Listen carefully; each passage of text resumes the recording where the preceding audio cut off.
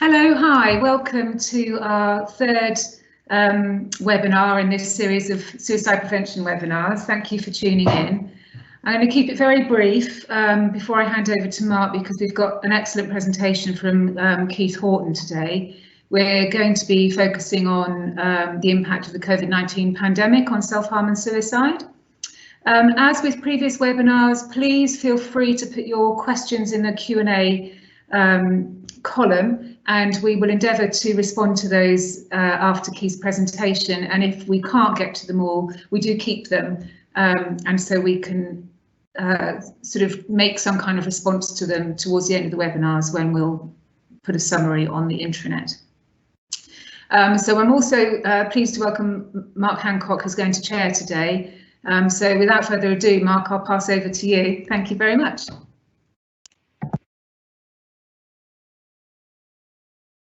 Thank you very much, Karen.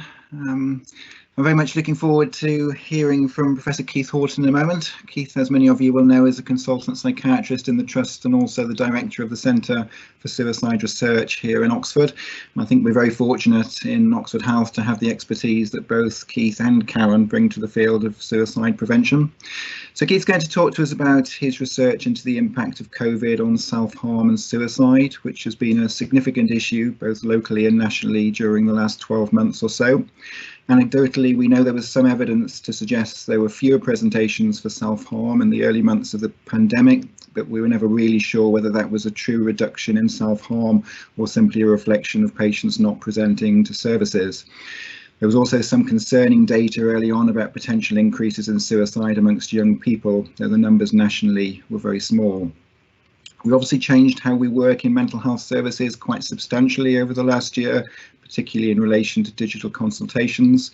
We've been one of the leading trusts here in Oxford Health in the country in terms of the numbers of consultations we've held remotely, but we're still yet to evaluate the use of those technologies fully, including any impact they may have on things like suicide and self-harm. As some of you will know, there's a project being driven now through the Oxford Health BRC to look into the efficacy and also the patient experience of those remote consultations. So I'd like now to hand over to Keith. Thank you.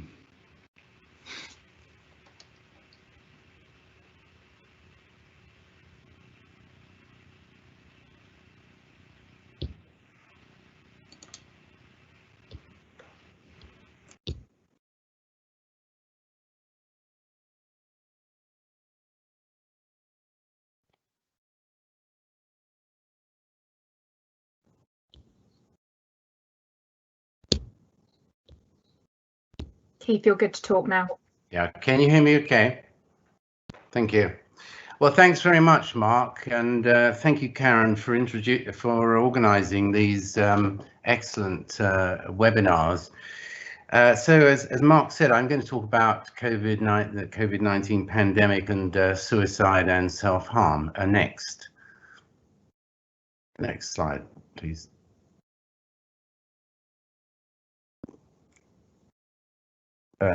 Early on in the pandemic, there was a lot of concern expressed about the possible implications for suicidal behaviour. So the headlines like this, that lockdown could lead to a spike in suicides. A professor of psychiatry in Nottingham warned that there was likely to be a big increase in suicides in relation to lockdown. Next slide, please. And there were concerns that the public health measures, not just lockdown, but also social distancing, could lead to an increase in suicide. This was actually a report from Germany. Next slide, please. And there were reports of actual suicides that were thought to be related to the pandemic. Next, please. So what I'd like to do in this presentation is to talk about what the actual impact of COVID has been on both suicide and self-harm. I'd also like to present some work that Karen and I have been involved in looking at actually how COVID factors related to COVID may have influenced self-harm. And then at the end, talk a little briefly about future implications if there's time, or otherwise we'll pick it up in the Q&A. Next. So firstly, suicide. Next. Early on in the pandemic, a group of us, led by David Gunnell, who's a professor in Bristol, established this international COVID-19 suicide prevention research collaboration, rather a mouthful, and it's now got a large number of members from 40 countries. Next. One of the first things we did in this, led by Jane Purkis, who works in Australia, was to look at the what was actually happening in relation to suicides in the early months of the pandemic. And this was based on data collected on real-time surveillance of probable suicides during the early part of the pandemic. Looking what happened from April onwards compared with what would have been expected based on previous months. And there were data from 21 countries and also areas within countries, so 35 data sets altogether. Next. Now this slide is rather a complicated one, which actually shows the results, but I'm going to take us straight on to the next one to save time. And this summarizes what was actually found. And it was that numbers of suicides in the various countries were either largely unchanged or they had declined. In 12 countries, there had been a decline in suicides in the early months of the pandemic. In no countries was there an increase. These data were based on both genders combined, and unfortunately there were no data from lower or middle income countries simply because the data weren't available. Next. But there was a warning sign from Japan. While Japan has excellent suicide data, while the numbers of suicides there decreased early on during the pandemic, there was then an increase, particularly in October, when there was really a rather massive increase in suicides in women. Interestingly, right at the end of September, there was the death by suicide of a very famous Japanese female actor. We know that suicides in the general population can be influenced by the deaths of celebrities.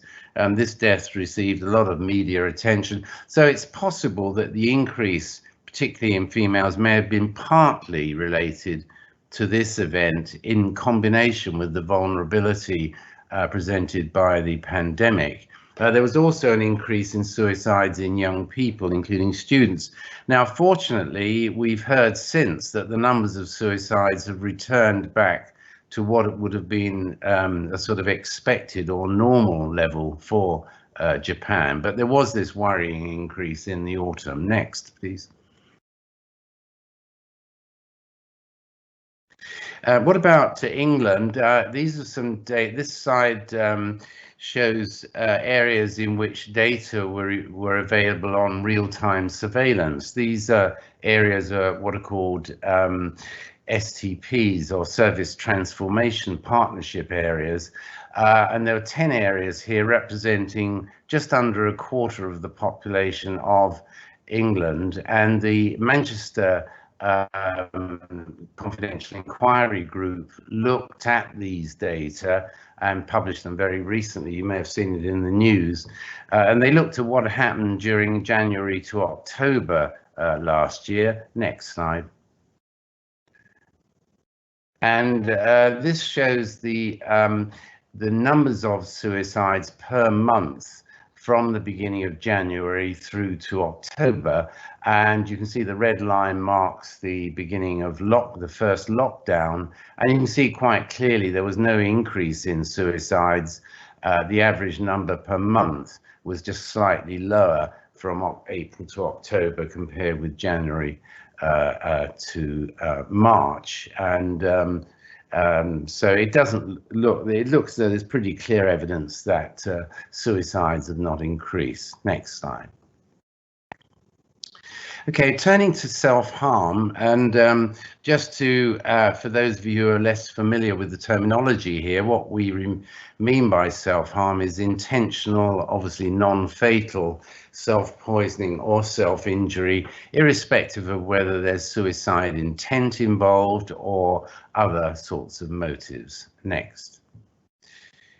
We've been collecting data now for a number of years in a project that we in Oxford lead, so-called multi-centre study of self-harm in England, through which data are collected on hospital presentations of self-harm in Oxford at the John Radcliffe and Derby, and in 3 hospitals in Manchester.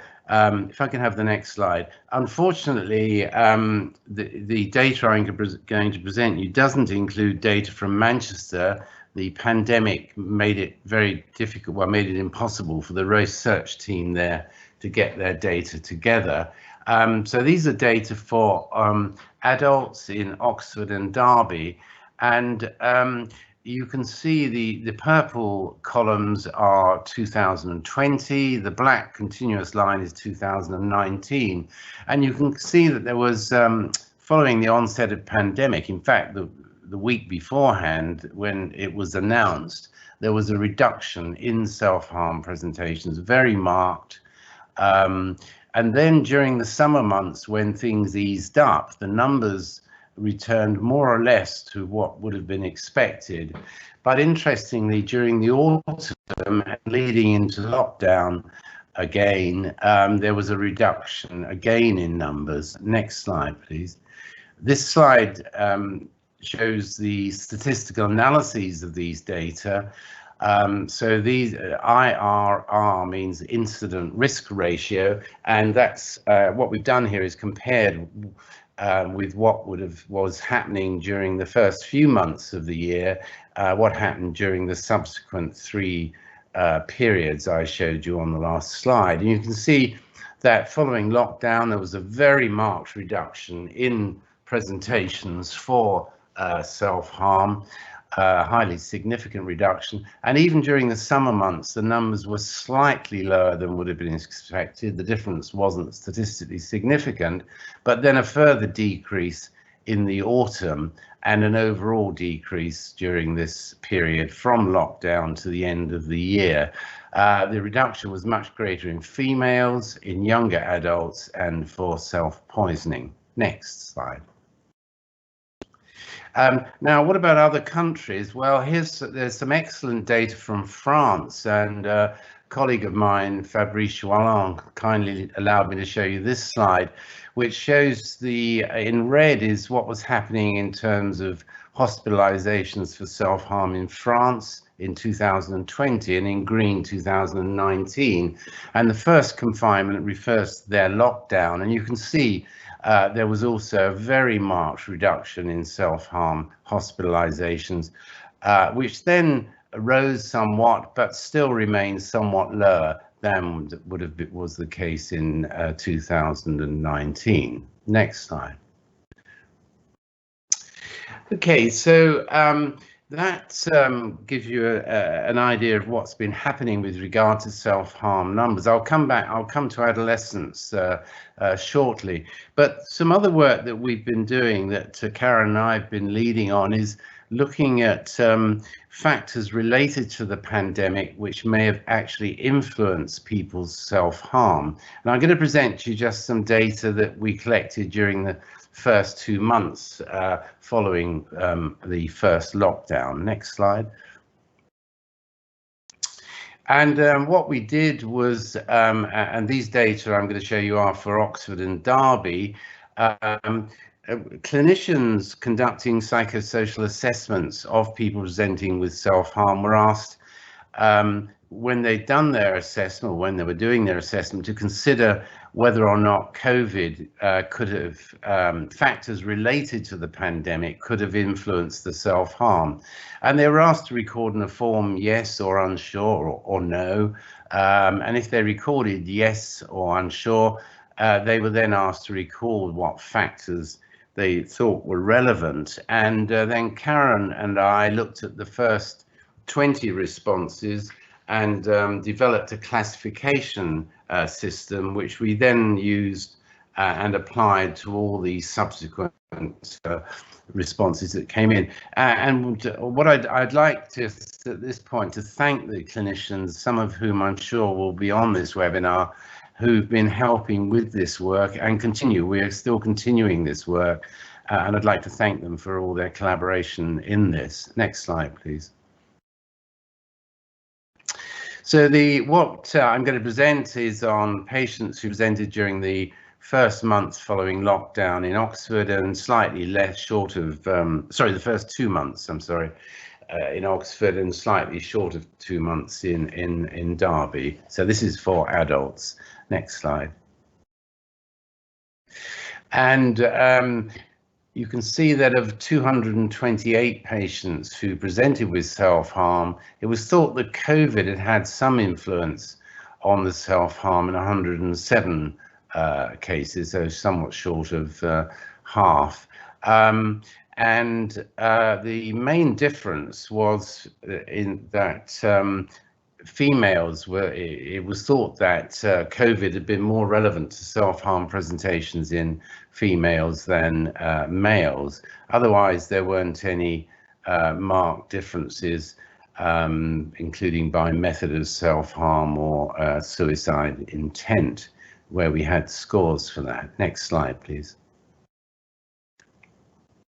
Now, this is a rather complicated slide, which I apologize for, but it shows the overall classification down the left-hand side that we developed based on the first 30 cases, and to the right are the numbers of patients in which these factors were thought to be relevant. And you can see top of the list are mental health problems, and this was either worsening of mental health problems or new mental health problems which are thought to be related to the pandemic, or changes in service provision. And there were quite a lot of patients in which it was thought that reduction in services or cessation of services had actually had an influence on their self-harm.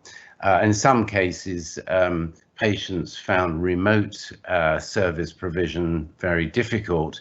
And next, most frequent was isolation or loneliness. And very much related to that was the next factor, which was lack or reduced contact with family or with individuals' social network. There were quite a lot of patients in which it was thought that disruption to normal routine was a factor, and in some this was just simply boredom with not being able to do things, or really, specifically missing particular activities that were important for their lifestyle. In some patients, it seemed to be a sense of entrapment related to lockdown. There were quite a few where there was interpersonal conflict recorded. This was usually with family members, which of course could have been exacerbated by lockdown. Employment problems were recorded for quite a few patients, particularly men. The majority of those were employment as a problem, and this could include being furloughed and having problems related to that. These were mainly men. And then there were some cases where fear of COVID was a factor, either people fearing becoming infected themselves, infecting others, or others becoming infected. For some individuals, COVID had had an impact on their accommodation or housing, perhaps meaning they were sort of trapped in unsuitable housing that were due to maybe a change of accommodation which wasn't possible. There were some where training issues have become a problem, and this was often because of training courses being stopped. There are a few cases with financial problems related to the pandemic. Again, these were nearly all men. And then there were 5 individuals, all female, for which general concerns about the impact of the pandemic, what was going to happen in general related to the pandemic was a factor. Substance misuse was recorded for 4 individuals, all of them with alcohol problems and 1 with additional drug problem. Just 3 cases in which domestic abuse was thought to be a factor, and 1 of bereavement due to COVID. And then some others, factors in a few cases. A couple of these were sleep problems related to COVID. Next slide, please. As you could have seen, the numbers there were well above the total numbers of individuals, and so there were multiple factors recorded for many patients, and these are often related.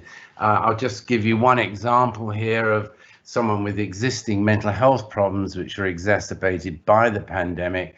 They were living with a volatile partner, and the interpersonal conflict with the partner increased as a result of spending more time together.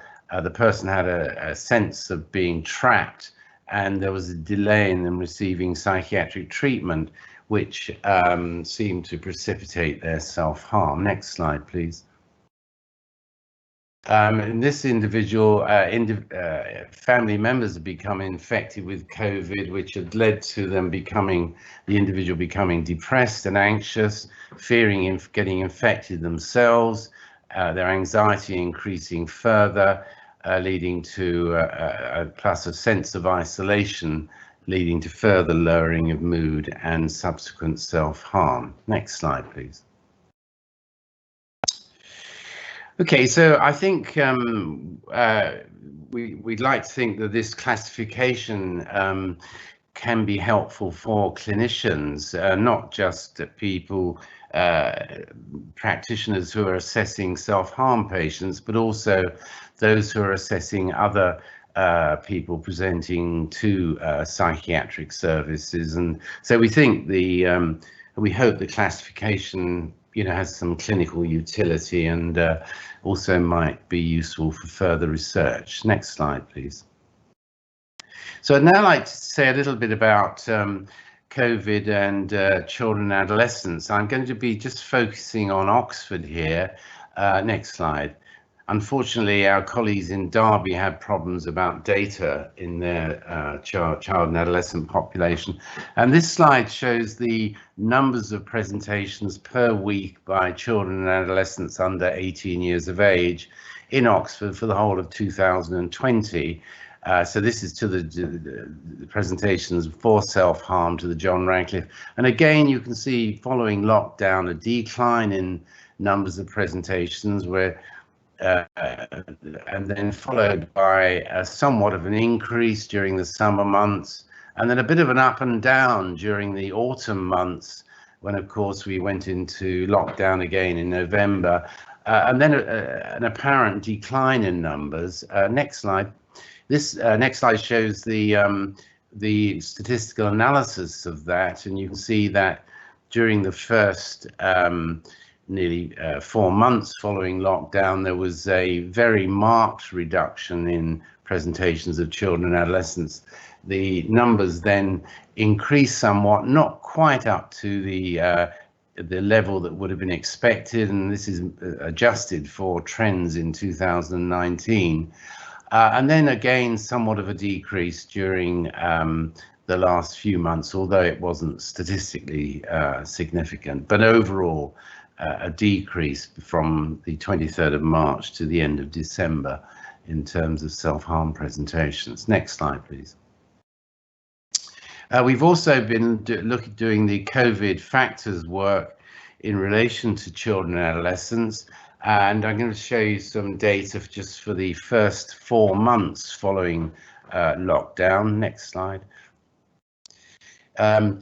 the clinicians, in approximately half the cases, clinicians recorded that they thought self-harm in children and adolescents was related to COVID, and particularly in those who presented with self-poisoning, although there was no difference by gender or suicide intent. Next slide, please.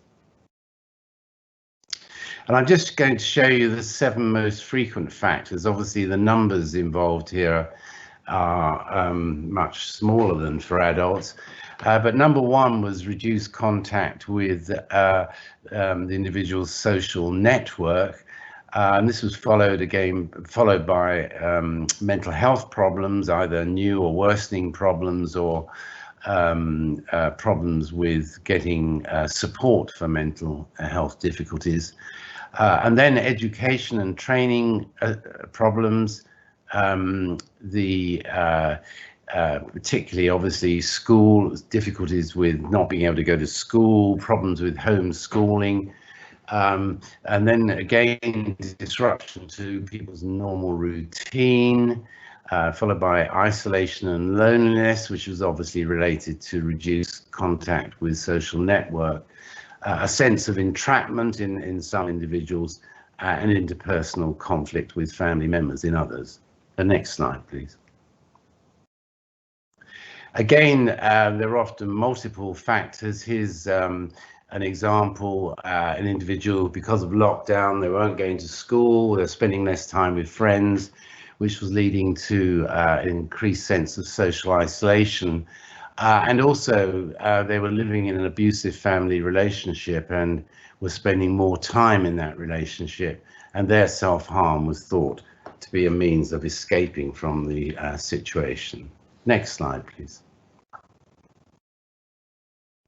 So just to summarize these findings, as far as adults go, there's been no apparent increase in suicide during the first months following the initial lockdown in relation to the pandemic. Self-harm presentations decreased markedly in adults during the 9 months following lockdown, but particularly in the first few months. And clinicians thought that COVID-related factors could have influenced self-harm in just under half the cases who presented during the first 2 months after lockdown, and I've just listed the main factors there. Next slide, please. And in children and adolescents, again, there, as far as our data for Oxford are concerned, there was a reduction in presentations, a very marked reduction in presentations in children and adolescents during the first 4 months after lockdown. COVID was thought to have been a factor in approximately half the individuals' presentations. And again, I've just listed, summarized those there. Next slide, please.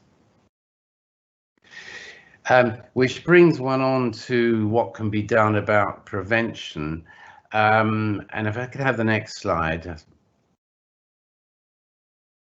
And I've listed a number of factors here. I'm not going to go through these because I can see my time is up.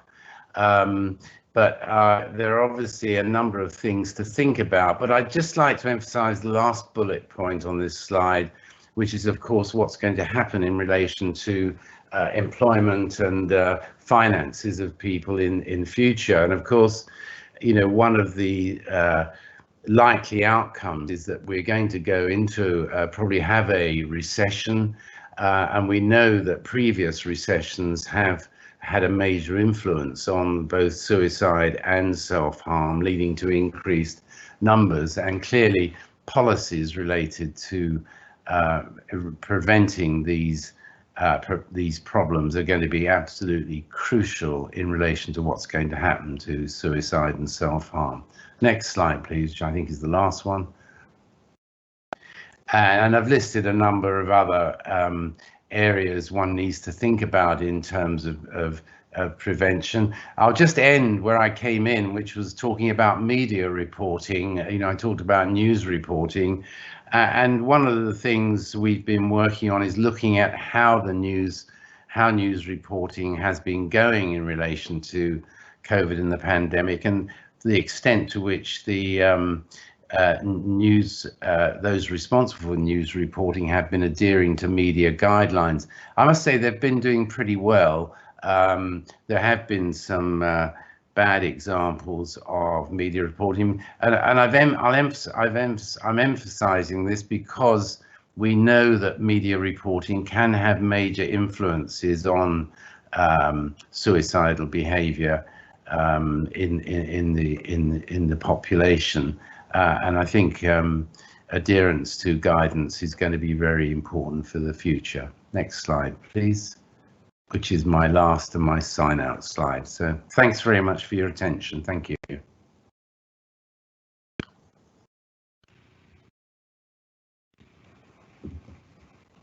Thank you, Keith. That was hugely informative, and I think much of what you said reflects absolutely what we've seen in clinical services across the trust, and certainly what we've heard nationally. I suppose one reflection I would make is that I was a little surprised by how infrequently alcohol and domestic abuse in particular featured as a reason for self-harm presentations, because I think, again, anecdotally, we heard quite a lot about those two issues, and I would perhaps have expected it to be higher up there, but I don't know if you want to comment on that when the questions come in. And I think also one of the things that we found is that perhaps we were expecting large increases in the numbers of people presenting with depression and anxiety, but actually nationally that there seemed to be a very big increase in serious mental illness such as psychosis too, which perhaps wasn't something that we were expecting and prepared for quite so much, and that was particularly after the first period of lockdown. So it's not clear whether people were just presenting later or whether there was some association between COVID and psychosis. But, be interested in your perspective on that. I can see there are already quite a few questions that have come in, so I'll hand back to Karen. I think she's going to go through the questions with us. Thanks, Mark, and thank you, Keith. Just before I go to the questions, I just wanted to let you all know that, as Keith said, the sort of classification scheme that we came up with is one that we're hoping might be used for future research. And in fact, what we have done is worked with the clinical audit team in the trust to develop an audit tool.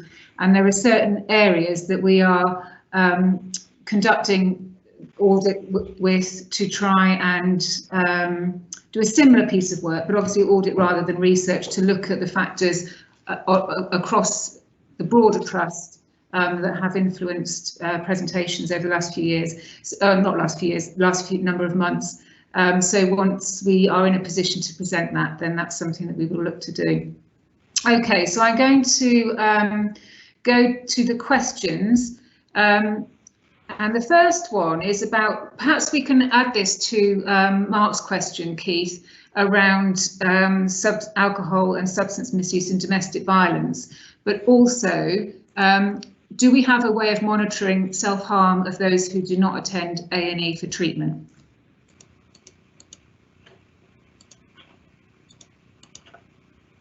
Keith, you're mute.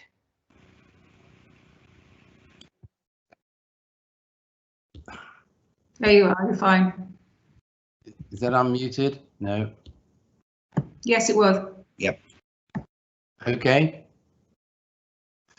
Okay. I think we were also surprised by the numbers of the small number of people who presented where alcohol seemed to be a problem.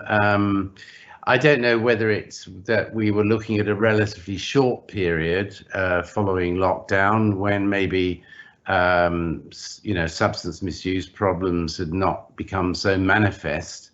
I mean, it's difficult to know. I mean, we will be looking at the subsequent data. We're about to analyse, you know, data for the whole of 2020, and maybe that situation will have changed. But I agree, it was somewhat surprising, as was the case for domestic abuse. I mean, one had seen a lot in the media about domestic abuse, although again, it may be that that's become, you know, more of an issue as time has gone on.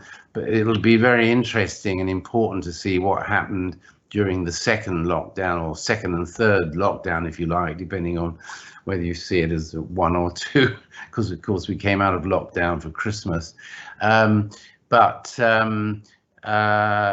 It may well be, and I think a lot of people have talked about the second lockdown being much more difficult for people, partly because of the time of year, the weather not being so good, and so on and so forth. So it may well be that we'll see more of that later. In terms of what's been happening in the population, I mean, I suppose what the question really refers to, is it that people are self-harming as much in the general population but not presenting to hospital, which I think Mark touched on at the beginning.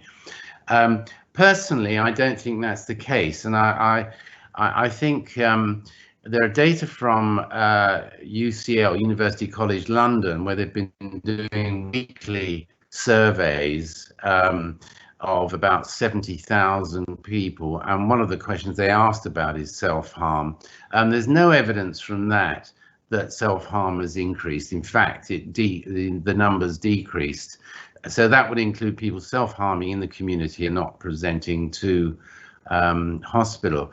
On the other hand, there's the very interesting fact that surveys have suggested that mental health in the population has got worse, and you'll have seen quite a lot of reports on this.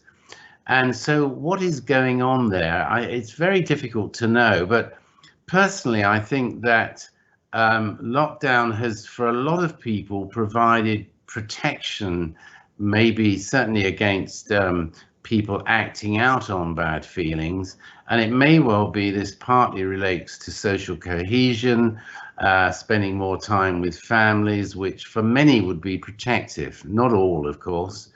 And of course, there have been the added factors in young people, or there were, of not going to school, which for some would have been a reduction in stress, and certainly for some individuals. So I think the situation is really quite complex. But a lot of people have talked about this disjunction between what's being seen in surveys in terms of people's mental health and what's actually being seen in terms of behavior, which I think is really quite interesting. I don't think we fully understand it. Thank you, Keith. So yes, I guess some of that learning will arise from ongoing investigations. There's a couple of comments here rather than questions. One is regarding domestic violence, a suggestion that it may not have been as impacted as expected because partners were together, and therefore the need of control was perhaps not needed so much by the perpetrator as everybody was locked down. Mm-hmm. And there's another suggestion that if self-harm went down in children during the lockdown, perhaps the government need to explore how having parents at home may be a protective factor, and that nationally we perhaps need to think about support for parents working at home. And I think in ways you've probably answered this, but there's a question here: do we think there are a number of hidden figures? People may not present or seek help, but self-harm may still be occurring. We know that there's an overall reduction in medical consultations during 2020. I don't know whether you wanted to add any further comment to that. Well, no, I mean, I think a lot of people thought that, you know, it was avoidance of going to hospital. I mean, just to add to what I said, one of the reasons I think that's less likely is that the main reduction was in terms of self-poisoning. Now, if people take overdoses, particularly if they become unconscious, it's, you know, they're not, I mean, you know, the families, I suspect, are unlikely not to, or other people discovering them, of wanting them to get them to hospital. So I think that's one factor. And another is that if people were taking overdoses and not going to hospital, one would actually expect an increase in apparent suicides, probable suicides as a result. So I'm not convinced that avoidance of going to hospital, certainly in the later months, was the main factor for the apparent reduction. Thank you. There's a question here about our definition. What is the definition of entrapment used? Do we mean entrapment, i.e. causing someone to do something they would not normally do by tricking them, or the fear of being trapped? Well, I mean, you could answer this as well as me. I think we had quite a lot of discussion around this, of course, and it was more a sense of being trapped, not general sense of it was after we were basing it, of course, on what clinicians recorded. And in a sense, it wasn't a sort of very pure research tool we were using. It was clinician impression, and we were, really reliant on what they thought had been the key factors for individual.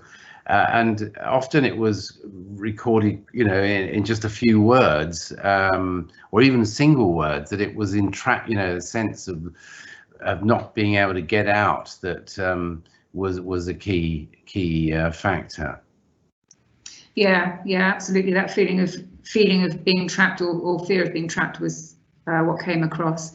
There's a comment here: excellent information. Would be helpful to have a follow-up with the more recent data, which of course is something that we will do once we have that. The comment about has there been data from other hospitals in the region? We have collected, as part of the audit, we've collected data from the psychiatric liaison team at Stoke Mandeville Hospital, Pearls. So in the audit that we're carrying out, we will have that information and we will present that in due course. Right, just scrolling down the list for the last couple of questions. It would be interesting to get some data regarding self-harm, suicide, from BAME groups who have been greatly impacted by the Covid-19 pandemic. In terms of the ethnicity data, Keith, we didn't pick up anything significant there. Is that right? My recollection right? Well, we didn't. You remember we set up a special recording database for the presentations data. And we didn't have an ethnicity in that, which is unfortunate. I mean, in our usual database, our main database, we do have ethnicity recorded, but the pandemic has had a major disruptive effect on our research. And the work we've done in relation to presentations, which I've shown you today, has been based on this special recording that we did. Unfortunately, our main database is now we're set back quite a long way time-wise. We don't have those data. They're obviously very, very important. And it would be particularly important to have the data from Manchester, well, and Derby, where obviously the proportion of the population in black and minority ethnic groups will be much larger than in the Oxford area. But that, I mean, is I apologise for the weakness in those data, and we don't have suicide data either nationally by ethnic groups. Thank you, Keith. Okay, so I'm conscious of the time, so I'm going to bring today to a close. I'd just like to thank you once again, Keith, and thank you, Mark, for being here and for sharing and reflecting. We've got another webinar next week. We'll be focusing on carers, so do come and join us. We'll be interviewing a carer and talking about some of the work that we're doing. As ever, any questions in between time, do feel free to message me or send emails to comms and they'll come my way, and we'll assimilate everybody's comments and questions to summarise at the end of the series. Thank you very much. Bye-bye. Thanks. Thank you. Bye. Thank you.